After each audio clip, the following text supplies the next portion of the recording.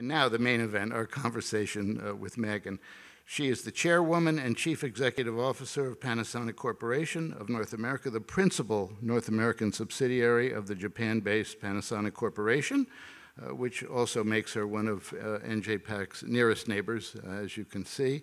She is also acting chair of the board of the Panasonic Foundation, which is dedicated to advancing equity in science, technology, engineering, arts, and mathematics, known as STEAM. Paul can tell us all about that if he would choose to. STEAM education. Megan stepped into the CEO role at Panasonic in October of last year, becoming the company's first female CEO. When she took on this new position, she had already been with the company for more than 30 years in a variety of leadership roles. Most recently, she served as Panasonic's Chief Human Resources Officer and Vice President of Corporate Planning and Strategic Initiatives. That's a lot to do. Just the HR part, would probably be enough. She is also an artist. She's a trustee of our wonderful fellow Newark anchor cultural institution, the Newark Museum of Art. She's a graduate of Ewha Women's University in Seoul, and she's had a remarkable career and a fascinating life story. I'm pleased that she is here today to share her history with us, her outlook on leadership, and what it means to be a CEO these days. Megan, please join me. Okay. Here? Thank you. Yeah, sure. Thank you. So thank you for coming. I've been looking forward to this. I have about 20 questions, and I bet we'll get through 4 or 5. Sure. So what we're going to do is we're going to talk for about 40 minutes, and then we're going to open up to your questions. And we have colleagues who have mics out in the house, so you'll be heard. So think of what you want to ask Megan as we go through this. So you've been with Panasonic literally for decades, yes. Right? But you became CEO a year ago. How have you experienced the transition as the sole leader of the organization? Thank you. So I do have, to be exact, 35 years of experience with Panasonic. Hate to say that, but I joined Panasonic when my son was 3 months old, and he's 35 this year. And I get little, I don't know, I'm dating myself. But it's wonderful to be with one organization for 35 years, and I don't think that's something we see nowadays. So I'm very lucky to have that experience. Before I got to my job, I worked for 4 different CEOs, starting from, you mentioned Joe Taylor, before that gentleman by name Yoshimada, and Tom Gephardt, and Michael Moskowitz. So I thought I knew the job, and for the last CEOs, I was very involved with the appointment of the CEO. So I knew the criteria, I knew what was required, I knew what was expected for that CEO at that time. So I felt like I knew what the job was, but once I'm in a driver's seat, I realized it was very different from kind of advising from the passenger seat versus you're actually behind the wheel. It's exciting, but at the same time, very nerve-wracking because you have a lot of your team members kind of looking to you to stand strong and make decisions and have a direction. So it's fun and nerve-wracking at the same time. That sounds right, doesn't it? Fun and nerve-wracking, right? So talk about Panasonic's North American business. How many employees? What are the significant products that are produced, and what's the current state of play for the business? Sure. Panasonic has 62 years of history, 63 years of history in North America. And I know this because my older sister and Panasonic has the same year of birth in U.S. So, all right, so just those of you keeping score, child is 35, right? And my sister. Sister is 63. Right. Okay, all right, yeah. So when we started, and only 10 years ago, we were very focused in consumer electronics products. And I hope some of you have our Panasonic TV. Dave, you better have Panasonic TV in your home, right? And we're big in phones and microwave ovens and digital still camera, which we still carry. And we had that business more than 50% of our portfolio in North America only 10 years ago. Right now, consumer businesses, including Canada, not even 5%. Really? Yes, and Wow. we completely transformed in 10 years to be more B2B and solution-oriented company. And a lot of what we do is providing solutions for different business partners. And in the meantime, we grew 150%. Wow. So we're very excited to be able to say this. It was painful as we go through it. But we're going very strong in North America as more B2B solution-oriented company. And we have in North America, in US, about 15,000 employees. So in terms of the B2B lines of business, give us an example of a successful collaboration or a successful product line. Of course. So we have very diverse line of business from in-flight entertainment. If you fly, the screen you see in front of you is chances are it's ours. We have 75, anywhere to 80% of market share for that product. It's not as big as it was 2 years ago because of the COVID. But everyone's flying now, and we're really looking forward to the recovery of that avionics business. We're also big in automotive parts, in-car stereo system, and we're also working on different technology for automotive, partnering with different OEMs.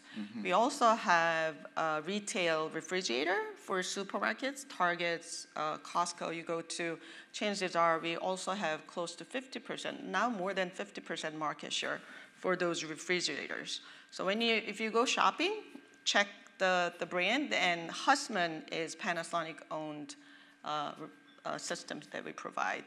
The biggest and youngest business we have is EV batteries. Oh. So we sell to Tesla. And right now, we're exclusive to Tesla. We have the Gigafactory in Reno, Nevada. So on that, Elon Musk talks about that Gigafactory a lot.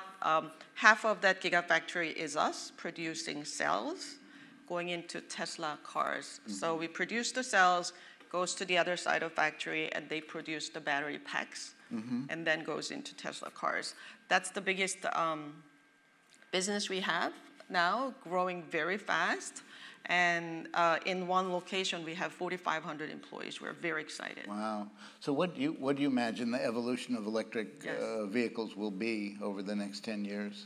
Right. So it's forecasted by 2030 that 50% of what we drive should be EV cars, right? Really? And we are very happy with that, especially with the current administration. There's a lot of push for EV cars, which we're very happy about.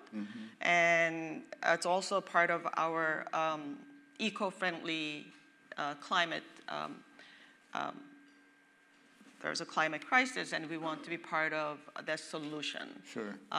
So that's something that we're invested heavily. So you're, I think, unique among CEOs, certainly that I'm aware of. You are the Korean-born leader of a Japanese company in North America. Yes. So you cross a lot of different cultures, Yes. which I think these days is really useful, right? I think so. Yeah. Talk about your growing up in Korea. What was your life like? Tell me about your family, too. Sure. So I was born in mid-1960s in Seoul, Korea, right after the Korean War, if any of you know. And when I was growing up, and all the way up to college, that's when Korea as a country transformed from nothing to the beginning of the businesses that you hear about, like Samsung, Hyundai, all those LG, all those brands were young company when I was growing up and in college. Fortunately, I guess my parents did a good job of raising me because I did not feel any disadvantage or the poor country that I was living in, I felt pretty, one thing that my mother did is that instill a sense of pride, whether it's good or bad, that I should be able to do whatever I wish to do. And I'm also a middle child. I have a younger sister and older sister. So she was very focused on not discriminating girls against boys. I didn't have to fight that in my family. I think that was really important as I was that growing unusual in Korean culture Yes. at that time? Yes, and I think it's somewhat, I have to be politically correct here, but I think it's somewhat unusual nowadays too, but back then it was very, very unusual. And I'm very thankful for having that sense in me, which became very useful still to this date, that there shouldn't be anything that I should not be able to do as long as I make the decision to do. Right? It's not up to anyone else, but it's on me. I hear you. Yeah. So talk about, if you would, your life as a teenager, right? And the things that you were passionate about and how those interests informed your future. I'm not sure if really it led me to where I am, but when I was, to answer your question about my teenager, so I'm with older sister, younger sister, my mother. They were all very opinionated and outspoken and I think, in my opinion, aggressive. So as a middle child, I was very shy and quiet. And I knew early on that I better not get into any argument with my sisters and mother, because to this date, I know I will lose. So my strategy is not get into a confrontation and later on somehow find a way. Maybe that skill is useful at work too. Well, you ran HR for, I know, right? So there's that, right, So I was a very shy, quiet child, but I loved painting. And I wanted to be a painter when I grow up. Right. And that was my career, lifelong dream, which didn't exactly turn out to be. Well, I mean, I don't know. Linda Harrison is here from I the know. Newark Museum of Art. Nervous that she's here. You, right? Exactly. Right. You know what? If you don't mind, can we roll the slides of your art? Is that okay? Maybe a little early, but so Megan is a really wonderful artist, and you're going to see this right now. We have some representations of her work to share with you. Linda, be kind. So I started oil painting. In 4 years, I didn't realize that I have the talent to be creative and producing and just overwhelming desire to paint. It was kind of challenging, so I did not do any of it until when COVID started. So when COVID started, we all, I think, thought about finding a way to heal ourselves, right? Oil painting is what I started. And it became really a big part of how I managed the past 2 years of work, COVID, and all the challenges and emotional and physical stress. And coping became a coping... device. Right, yes? Exactly. And I love it.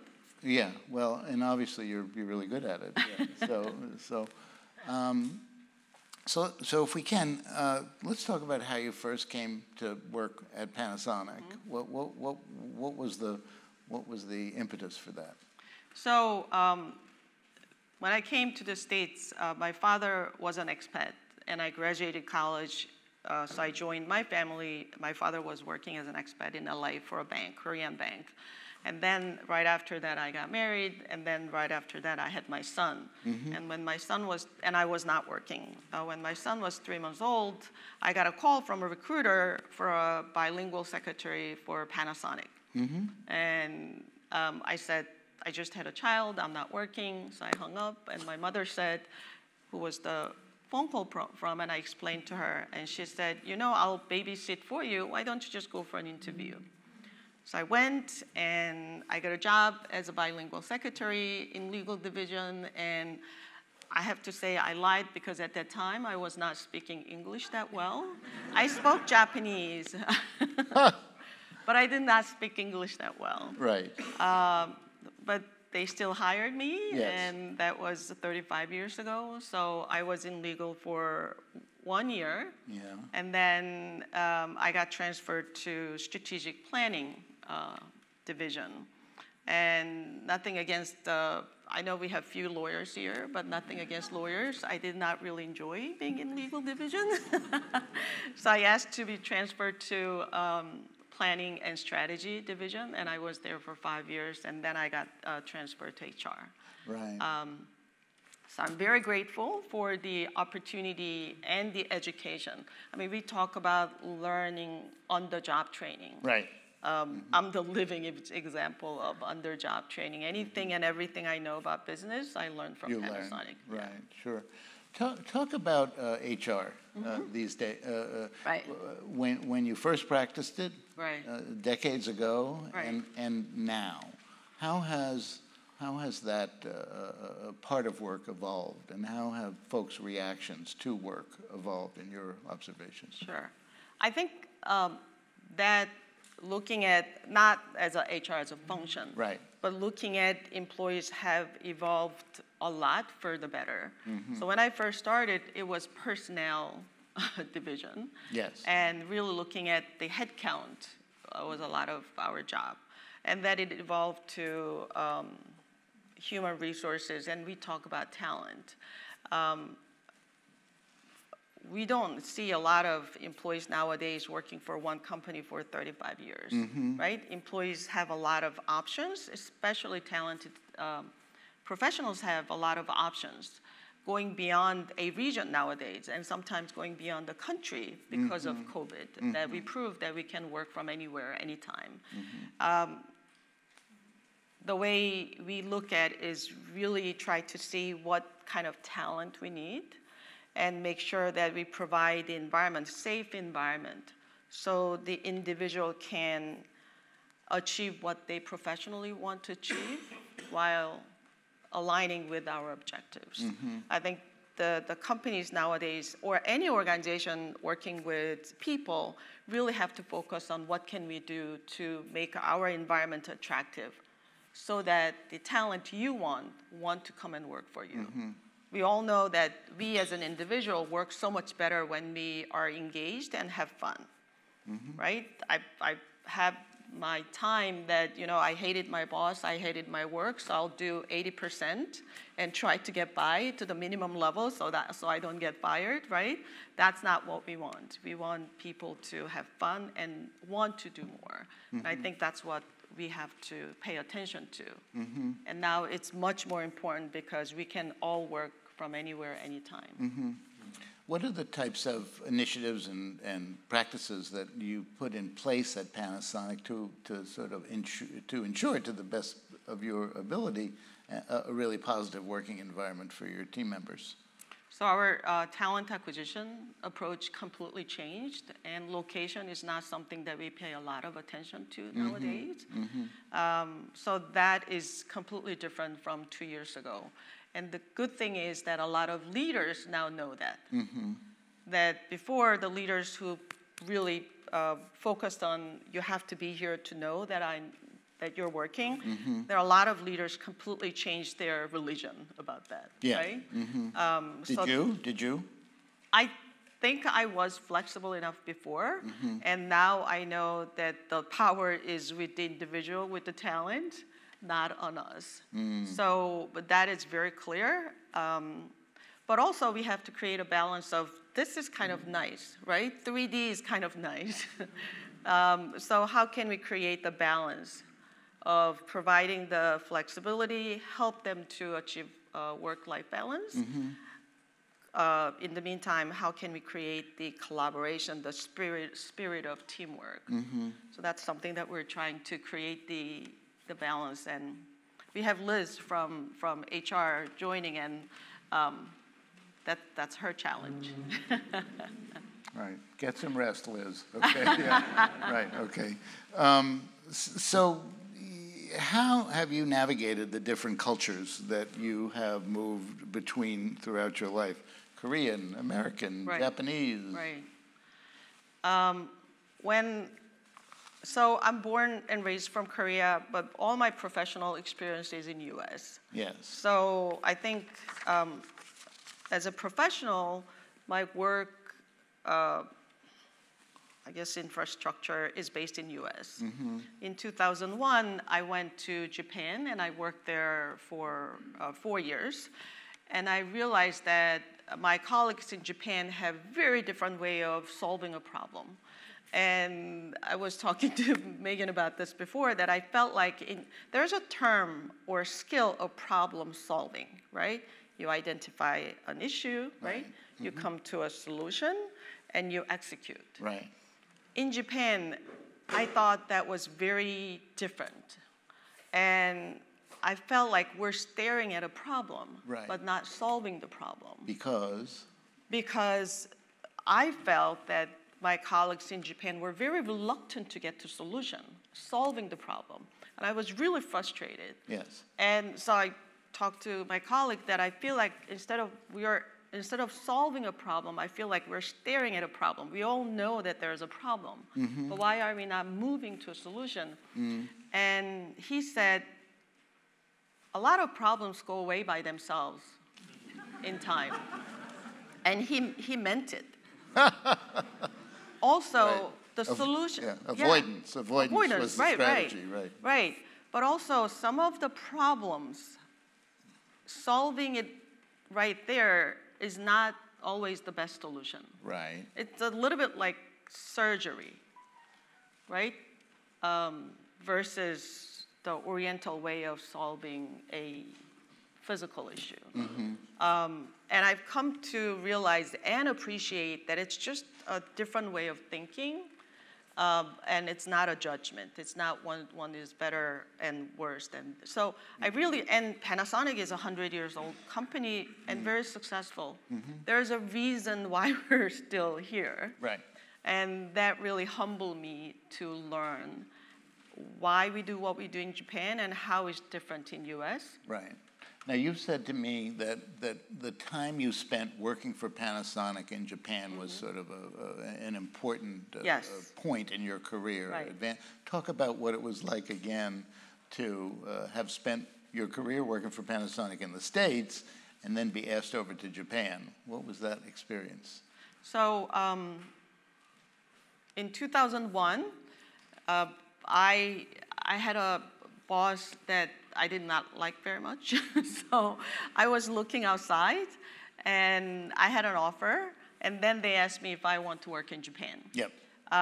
My kids were at that time 9 and 14. Okay. I grew up with my father's assignment in Japan for 3 years, which I cherish a lot.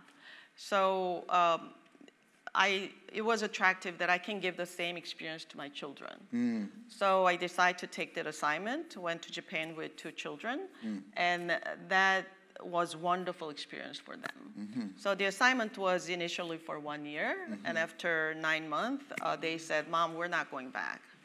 Oh, really? Yeah. Oh, they loved it. Right. Yeah. So I had to find a way to extend my assignment. So really, your kids were the catalyst for that. Yes. Yeah. Yes. Great. I have to say I personally enjoy working in U.S. as a female minority better than in Japan. Keep that a secret to our colleagues in Japan. But U.S., we have much more flexibility, and especially for female minority. Yeah. So I started a project, and I made a proposal to my boss, and he bought it. I knew that project will not end in 3 months. What was the project? It was trying to create a global platform to gather information on talent globally and find a way to leverage going beyond their own country. We did not have that. We were very country-to-country specific at that time. So the project is to start a program that headquarters can have the access to those talents. So you gave an interview to the National Diversity Council, and you said, networking is not something I take to naturally, right? How did you, you are clearly confident and accomplished and creative and all sorts of things, but you also present as with a tremendous amount of humility, right?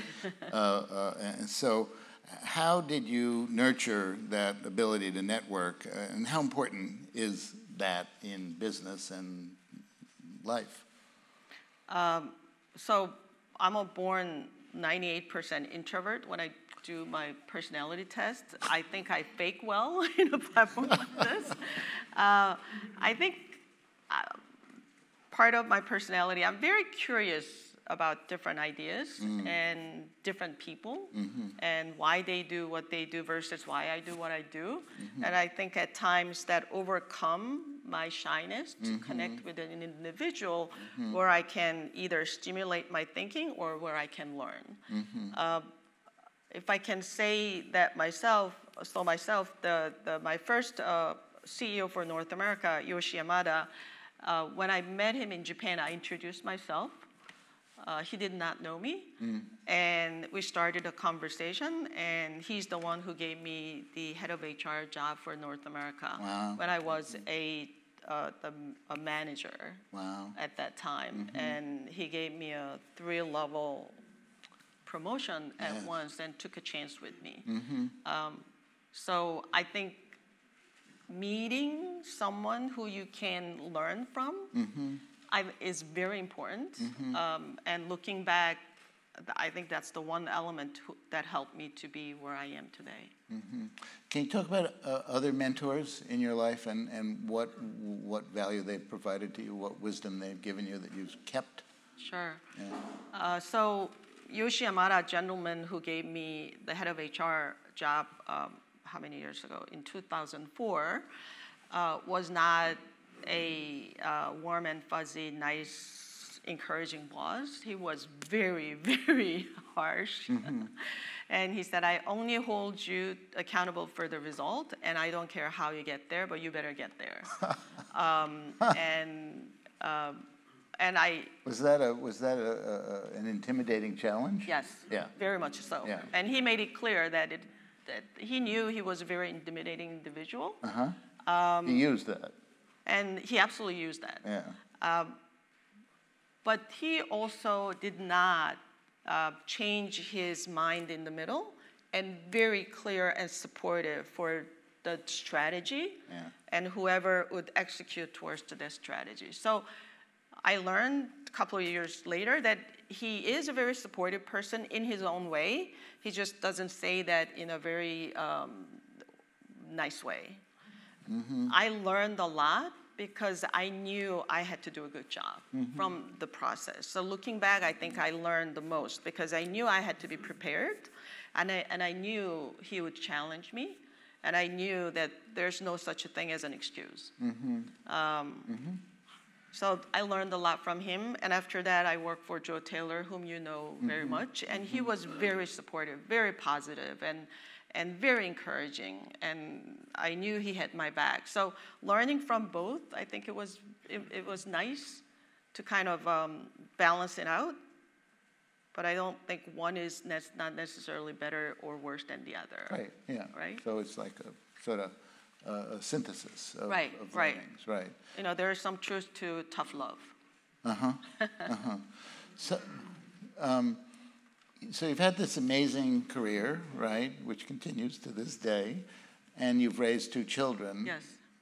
You've been a working mother. Right. Talk about the balance between career and being an active and engaged parent.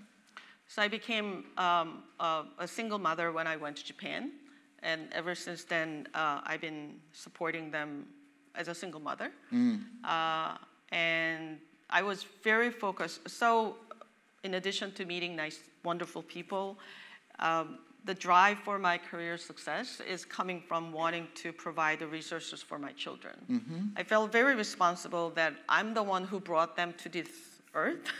Yeah. I better give them all the opportunity that I thought they deserve.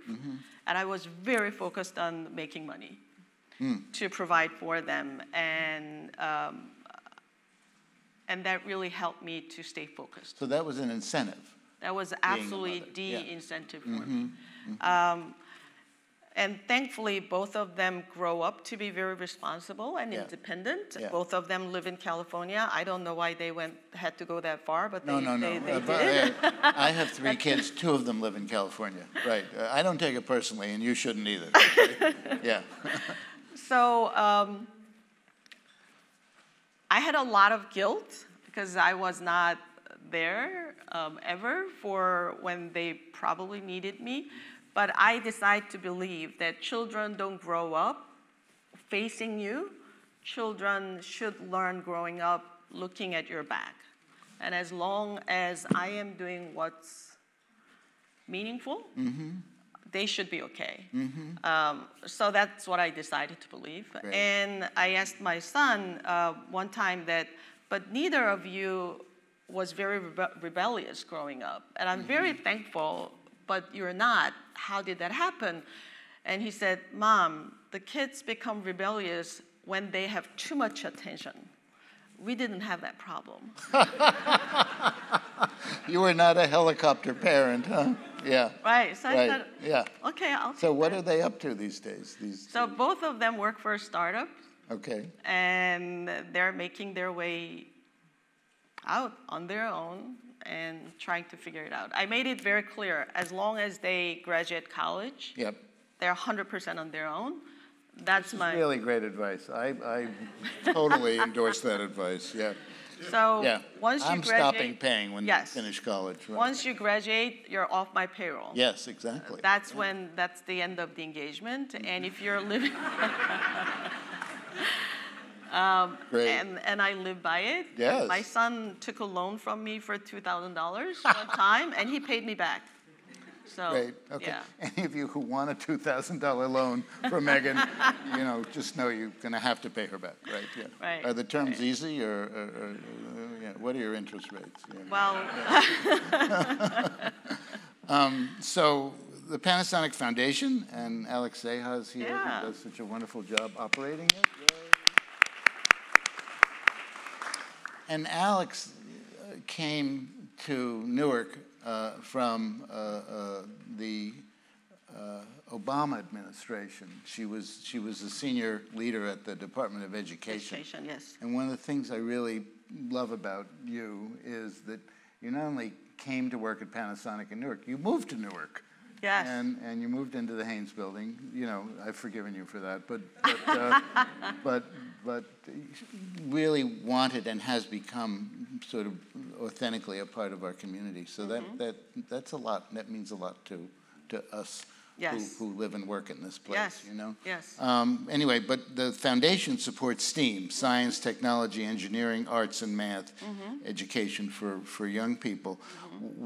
Talk about why you include the arts in this work. So Alex and I talked about STEM and should we add A? And I do think STEM is very important. I don't want to take that away. And learning, especially underprivileged kids, children learning and having that exposure early in their age is critical. So STEM is absolutely important. We partner with Olympian Katie Ledecky for her STEM foundation, and we support Myungwon Moonshot for early engineering for young female children. We do a lot of activities there. I personally think art is important to grow up as a whole person. I think technical compensable skill is important, but growing up as a whole person, art has a lot of influence there. So we didn't want to miss that, and we made it. And she said, yeah, we can make it STEAM, so wonderful idea. So, Okay, yeah. Thank you for doing that. Talk about artists or writers or creatives that are meaningful to you. So I love different art have different message, right? And that message is not necessarily articulated. If you see something, hear something, and there's something moving inside your heart, I think that's what art does. But I love when I have a cup, Andy Warhol said, art is what you can get away with. I love that statement, right? Great. And my daughter actually worked for a museum, Met, for a few years. The Met Museum. In New York City. Yeah. And she let me in when Leonardo da Vinci did the drawing, just a drawing. And early in the morning, and that was wonderful too. And Leonardo da Vinci is not just about the art, but science too, right? There's absolutely a connection between art and science, so I love How do you that. find time for your art, and where do you practice your art? So when my daughter moved out, got off my payroll, I was going to make that a studio. Right. So I work in my house. Now it became the office with COVID, but I try to do it in the weekend. And that's a wonderful way to off from work and disconnect from work and recharge and refresh and show up for work on, for us, Sunday evening, because Japan starts on Sunday evening, Monday morning. Oh, that's their interesting. time. So Right. your work week starts when? Some Sunday evening. So that's when I start to get emails from Japan. Wow. Yeah. Okay. So before we get to I'll ask you one more, and then we'll open it to Sure. the house. Your favorite and least favorite part of being a CEO. My favorite part is creating a team where we can have fun and feel safe. We like each other. We have fun with each. We challenge each other. We hold each other accountable. But when we create that team, that we're working together, it's a wonderful, connection and sense of accomplishment. I think it's wonderful.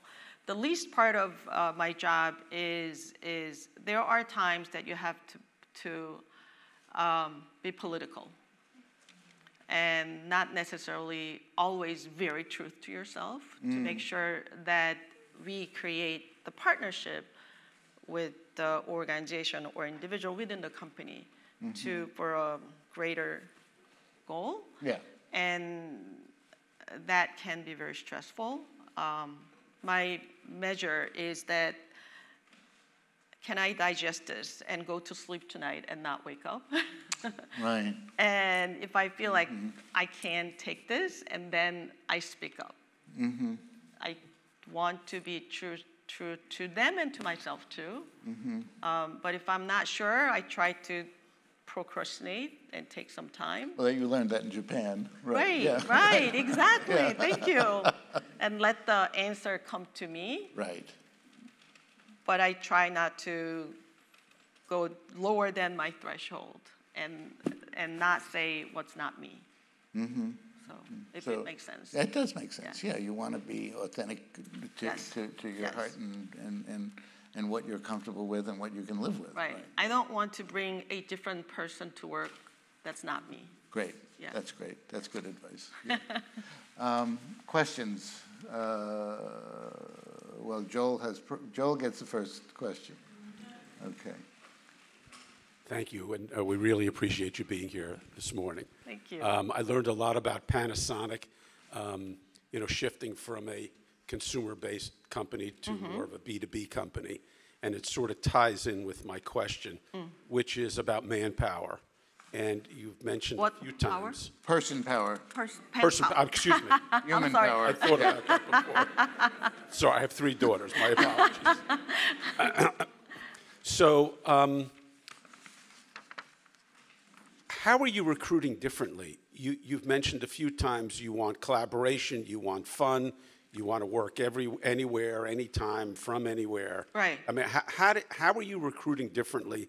How are you keeping employees? What are you doing differently while maintaining and you seem to have a very strong inner sense of what's right and wrong and what you can tolerate, right, as a human being and a leader. What are you doing to keep and recruit while maintaining your authenticity? It's difficult. Making a hiring decision after a few meetings, it's always 51-49. So if anyone has found the magic, we'd love to learn.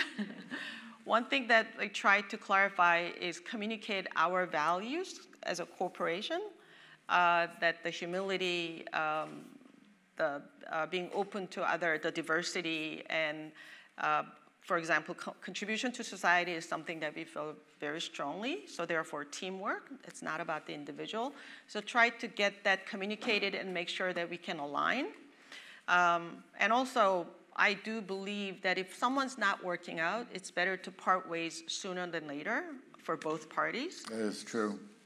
So that I try to do that. And once we're in the same team, when we transitioned from consumer to B2B, we had to do a lot of restructuring and layoffs. It was so painful. And that's the time when everyone became very nervous and anxious and not so nice to each other. And coming into work as a head of HR was very difficult. And because people thought I had few nicknames. What were they? Like Black Widow was one. And how many, when you had to make that change from consumer to B2B, right. How many employees were you obliged to lay off? What % of the workforce? During the transition, we went as far as 1/3 of the workforce. 1/3? Yeah, because we had to become a different country. So literally company. thousands of folk. Yeah. Wow. Yeah. I can't imagine what that was like to manage Many through. years ago. Yeah, but still. Yeah. Right? And it's very painful. Yeah. There's nothing. But during that time, it leaves a scar for the ones who are remaining too. It's not just for those who are leaving the company. And that's when I made a decision that I will just like and trust everyone I work with until the day that we can no longer. Because I cannot speculate or not trust someone who I work closely with. And I said to myself, you know, I do that with my children. They've done some horrible things to me, and I still love them, right? If I can do that, right? I mean, overall, they're very good, but you know. Well, at least you're not paying for them anymore. Yeah, right. And here they come now, ladies and gentlemen. Right, you know. No, they're wonderful, and Yeah. I love them dearly. And if I can do that with my children, I should try to do that with someone I work with too. And now I spend more time with them, so why not? Right. It's interesting. Right. So what you're saying is everybody, all your colleagues, all your team members, you trust because that's the best way to operate, right? And when that trust is betrayed, that's when you should part ways, right? Mm-hmm. Working with someone you don't like is hard. absolutely. Yeah, and I would hate to do that. Yeah. Right. But liking someone is an effort too. You have to make an effort to like someone. But then there's sometimes the challenge when you really like someone and they're not performing. Then I'm not. You got to part ways too. I have to. Panasonic is on Right. their paycheck, so Right. we have to part ways. Part ways. Yeah. Okay. Yes. Let's wait for the mic. Hang on one sec.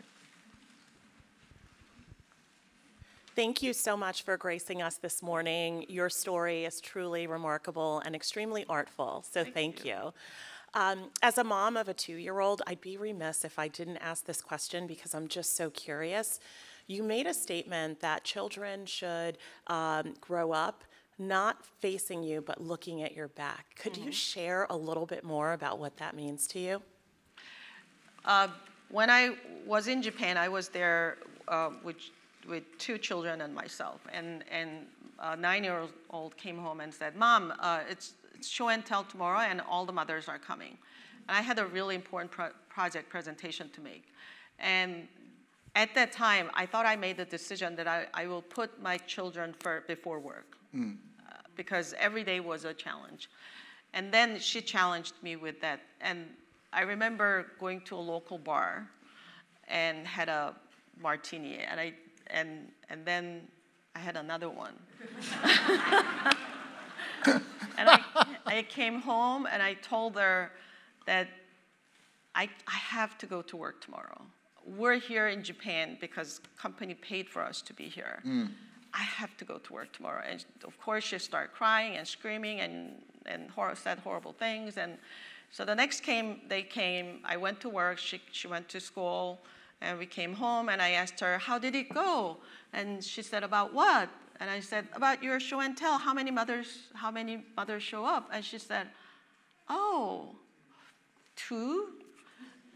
And I was like, okay, thank you.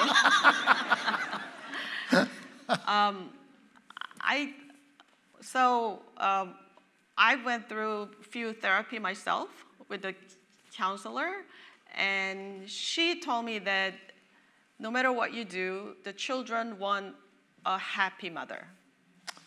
And don't feel guilty. You know you're doing your best, and that's all we can do. And I think being there for all their first experience, I think, is overrated. At least that's what I say to myself. All right. Joe. Joe's in television. He needs them. Yeah. Okay. My cousin. My cousin. How you doing? Same last name. It's an incredible conversation, but I can't get past. You started as a bilingual secretary in the legal department to CEO. Right. That's an incredible journey in one company. Right. And so the question is, it's two-part. One, have you thought about memorializing that in a book? I think a lot of people would be interested in how you managed your career within that company. And the second part is, how did you manage your career? Was it intentional, your path, or were you just open to opportunity as you worked hard? So, did you have your eyes set on the highest rank in the company as you moved through? No, not at all, not at all. And nothing against my ex. If that worked out, I probably quit my work early in my career. So income was very important. And as kids grow older, we need more money, so I was very driven to make more money. I really didn't have a career aspiration at all. But I think I met a right person who would push me, pull me, give me opportunities at the right time. When I first moved to HR, I got really bored in the job I had at that time in strategy and planning.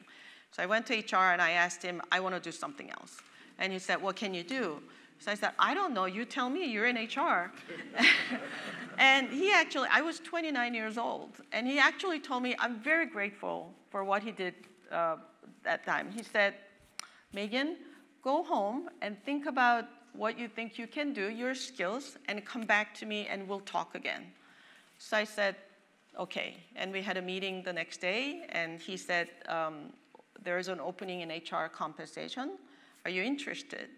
So I took that job, and it was always one step at a time, and I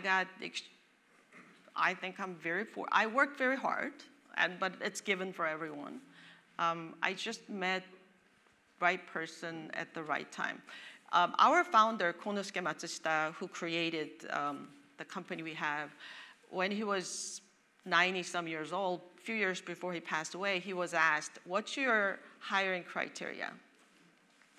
And he said, luck and charm. And this is the man who didn't even graduate grade school. So say what that means, luck and charm. What does that mean? So luck is something you create. You have to be positive. You shouldn't give up. Right. And you make your own luck. Some people have that quality. So do not hire someone who don't have that in them. And the other is charming. We're always working with someone else. Someone who can attract other people to work with you. That's necessary. It comes with the job. So I see two things. Is the person lucky? And is the person charming enough to bring other people further? That's such an interesting word. I think it's the word charm. Right? I mean, in business, I don't know that we use the word charm very much, but it's a good word, right? Right. Yeah. I'm not sure I'm doing a justice for translation. No, I get it. I get it. What's right. close to English. It talks about being open, being engaged, Right. being available, Right. being a good listener, Right, all sorts right. of things, right? Don't alienate people who you work with. Right. Yeah. So, as I get older, and I've done this job here for 11 years. I had my first job for 20 years, so I really believe in that, Right. and of course, as you're saying, that changes. When I think to myself, how much of a blowhard am I? You know what I mean? I'm serious. And I asked somebody the other day. I said, "Well, you're about a 5, out of 10 in the blowhard scale, And you're like at a -1 in the blowhard scale. How do you maintain that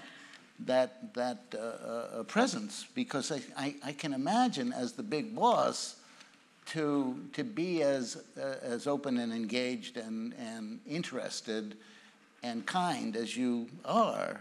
I don't know about that. Well, no. It must be a challenge, I'm sorry, but what's blowhard? What is a blowhard? Somebody who's like very self-aggrandizing, Oh, okay. Like, yeah. Well, my mother didn't give that quality to me. She didn't put that in my chip. And sometimes I wish I'm a little bit more outgoing. You're pretty outgoing. I know. I do. This is a trained skill. Yeah. This is not something I choose to do and look forward to do. This is absolutely a trained skill. And if the topic's interesting, that's great. But I'm not saying I'm humble. I'm not saying the humility is a wonderful quality. Without humility, it's hard to learn. It's hard to pay attention. Yeah. And That's right. we should all learn the skill of humility. Great. Yeah. Do you have time for 2 more questions? I'm sorry, Joe, did I answer your question? You did. Okay. Vaughn Crow. Do we have a mic for Vaughn? John, first and foremost, for this to be the first business roundtable post-pandemic, this is one of the most uplifting events that I've had all year. Yeah. So thank you. Thank you. Thank you. And I'd be remiss if I didn't say your son's startups, if they're looking for capital, we're happy to see them. But just wanted also... I want your number. Oh, believe me. Yeah, you'll get it. But now as a leader in Newark, and given the vulnerability that you shared with us, even when John was talking about being a blowhard, as a leader, you had the courage to say, what is that? Where most people would have pretended as a leader of a major corporation. So as you look out as a leader here in Newark, in the state of New Jersey, with all that the state and the world is dealing with, as a leader of a corporation, do you see yourself also talking to your fellow CEOs about that level of compassion to even make our city, our state, a more compassionate place? Because you run a large corporation, and we could have spent a ton of time talking about B2B growth. What does the future of B2B look like? But clearly, we're in this room talking about your story and this level of compassion and vulnerability that you've expressed in the leadership role. So do you think that we need to have more of this, if we just stayed focused in our state, to have more compassionate discussions about leading organizations with our leaders of corporations and other nonprofits, et cetera? Thank you. I am very fortunate that I was able to work for Panasonic with a very strong value of the foundation of value. And we believe that contribution to society, partner with the community, is actually a wonderful long-term business strategy. We talked about Japanese not being so short-term oriented. Whether it's good or bad, we're not short-term oriented. And we want to make sure that our path long-term is a good one with a strong foundation. When I talk about compassion, we're a for-profit organization. Having the employees who want to be part of our value and the strategy, I think it's a long-term human talent strategy. And so I'm not trying to sound that we're here to only contribution society. We do that because we think it's a long-term strategy going with our values and foundation. And I am very fortunate to be part of it. So, but we can definitely talk about our business and strategy more. Last question. Sounds good. Fair enough. Okay. Last question. Yes, sir.